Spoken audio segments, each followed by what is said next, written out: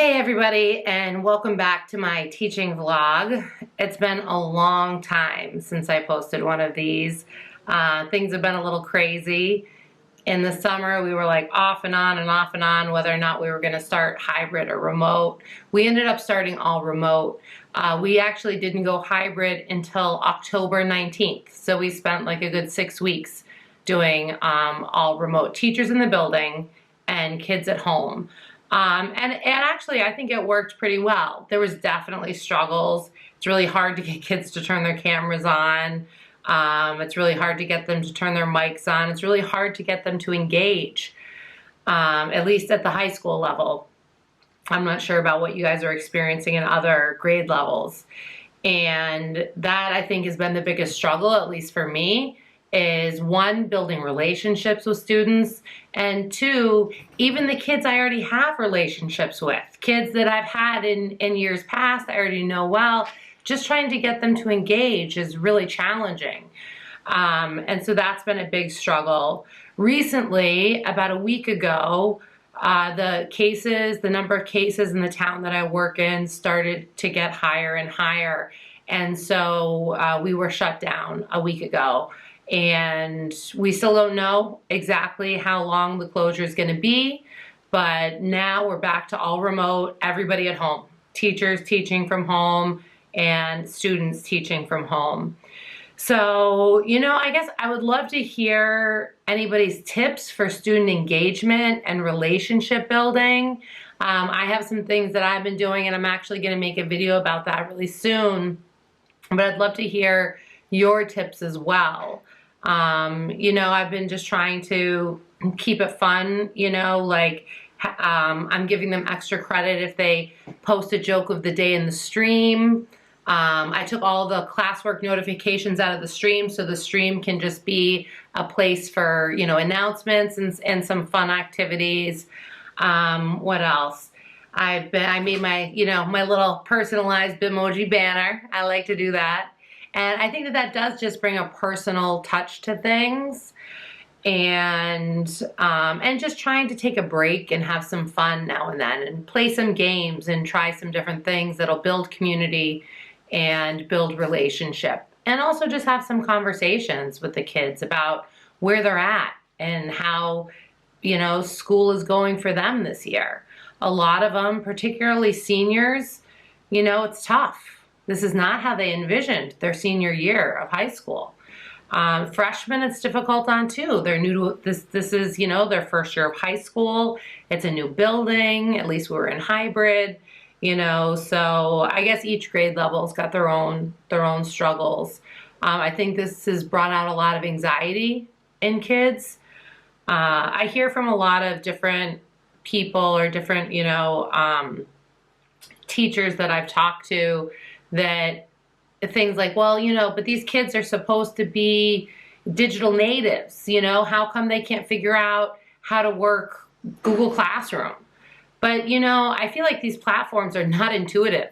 We have to take trainings or watch YouTube videos to figure out how to use these things. And they're designed by adults. They're not designed by kids, and they're not intuitive for anybody to use. And I also think, I hear a lot of people say, like, they make TikTok videos all day long. They can't turn on their camera on a Google Meet or a Zoom or whatever you use. And I can really identify with that as a YouTuber. I don't feel comfortable with my camera on. I mean, I do it all day for my classes, no question. But I don't, given the option, I wouldn't have my camera on. And I put myself out there in YouTube videos for millions of people to see. I mean, not really, for thousands of people to see maybe. But I have control over that environment. I can control my lighting. I can control my background. I can control when I tape, when people are around, when they're not around. And, during a Google Meet, the kids don't have that. So I can relate to that.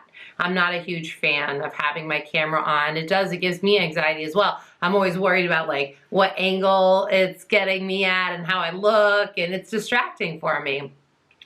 So I can appreciate that, but it's exhausting, like when I teach in person, and I'm sure 99.9% of the people watching this video are teachers, so you guys can all relate. But you know, when I teach in person, I bring the energy into the room, but then they feed off that energy and they bring it back, you know? And it's not like that remote. I bring all the energy all the time and I don't get it back. Cameras were optional for the first marking period, the first quarter of the school year. And so it was just this past Monday, just this week, that they changed the rule and said, no, cameras are no longer optional, cameras have to be on. So for the first quarter, it was just like a bunch of black squares on the screen, and it was really tough. It was really tough. And we use Google Meets at my school, and we don't have Enterprise. So, you know, I'm like running 7 Google Meets at a time to try and, you know, make my own breakout rooms, and it's not easy. You know, but I feel like at least putting them in small groups, they're going to open up a little bit more. You know, when there's 25 to 30 kids in a group, they're not opening up. But at least in smaller groups, they're more likely to. And I've been playing around with the groupings, trying to get them working with people they feel more comfortable with. I'm doing my grouping differently than I would in the classroom, because I feel like their comfort level right now is more important than their ability level. Because I'm really at this point just trying to get them to open up and engage. And we're a quarter of the way into the school year. So it's tough. It's tough. And you know, teaching from home with 3 kids, also not easy. My kids, like, they want to come in and say hi to my class like every single period. But I think that, you know, it'll get normal for everyone, you know, shortly, hopefully. But that's, you know, I guess it's entertaining for my class as well. They get to see my kids. And it was pretty funny though, because my kids are of mixed race, and the first time they came in, one of my students was like, whose kids are those? And I mean, they're in my house, you know. I was like, they're my children. So, but it's just funny how, you know, kids just will say whatever comes into their minds. And but it was very cute. It was very cute. Anyway, that's, you know, I guess things are no less crazy than they were the last time I made one of these, which was probably August, I would guess. It's just been so busy between work and hybrid and remote and trying to figure out how to manage all that and grad school and kids. It's just been really hectic, and I haven't had time to make videos, as you can tell. And also, I think, you know, the hybrid, I think, was definitely the hardest. I didn't know who to talk to. I didn't know who to teach to. Like, do I talk to the people in the room, or do I talk to the kids at home, or, you know, how does that work? And like in the beginning, some teachers were like, well, I'm just going to teach to the class in the room, and then everybody else at home can like watch. And then when it's their day, they'll have their day in class. But I quickly realized that wasn't going to work for me, because my biggest day, my biggest class was 4 kids in the room. And some days I had 0. So, or some periods of some days. So that was, you know, that was definitely a struggle. And eventually I just had to teach to the Google Meet. And so the kids in the room are logging into the Google Meet, and we're all interacting as one class and one community within that Google Meet. And so it was basically all remote, even for the children in the room. But it was nice to see them and interact with them. So it was nice to see their faces, and it was nice to, you know, have kids in the building. It was great to see the kids that I already knew, and it was also great to meet the kids that I hadn't. But we had a very large percentage of kids stay fully remote the whole time. We broke it up into 4 cohorts. So it was like the Monday group, Tuesday group, Wednesday was all remote, Thursday group, Friday group. And a lot of kids just opted to stay home full time, which is what made for such small class sizes for me anyway. I think I'm sure different teachers in the building had different experiences with different populations, but it was, hybrid was definitely a big challenge, that's for sure. So now we're back to all remote, we're home, have no idea for how long. I'm hopeful it'll be through the holidays because I feel like with holidays and big family gatherings and people traveling, that numbers are not going to go in a good direction until, you know, the holidays are over.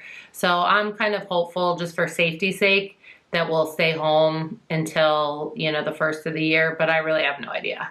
So I'm sure that, you know, they'll make decisions based on the data that they have. But as of now, the numbers in the town that I work in are not going in the right direction. So we will stay home for now. So anyway, that's my update. Give me your update in the comments. And again, if you've got any tips on student engagement in remote instruction, I know some of the stuff that has been super helpful to me, like I couldn't live without, are using Pear Deck and Edpuzzle.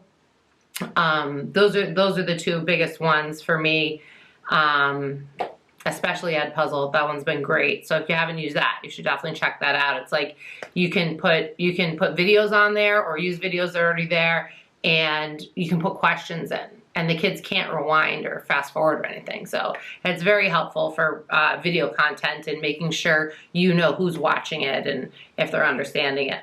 So that's definitely been a game changer for me. I love that. So anyway, I hope everybody's doing well and staying safe.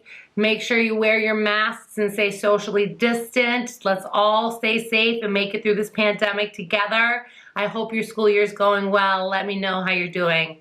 Take care. See you soon.